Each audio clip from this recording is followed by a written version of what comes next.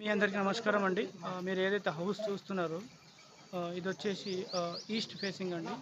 So, ఎన్నో స్థానంలో main door ఉంది. ఒక్కసారి మీరు అబ్జర్వ్ చేయండి.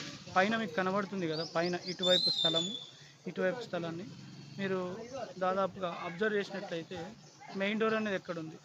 మళ్ళీ ఇటువైపుగా చూడండి. మీకు అటు పక్కన కూడా చూడండి ఎలా ఉంది హౌస్. ఇటువైపు ఎలా అయితే ఫస్ట్ ఫ్లోర్ లాగా ఉందో, వెనక వైపు కూడా ఫస్ట్ ఫ్లోర్ లాగా ఉంది. అంటే నురితి భాగం నుంచి వాయువ్య భాగానికి సేమ్ ఇక్కడైతే ఏ విధంగా ఉందో ఈశాన్యం నుంచి ఆగ్నేయానికి సేమ్ అదే విధంగా అటువైపు ఉండి మధ్యలో చాలా పెద్దగా ఓపెన్గా ఉంటుందన్నట్టు.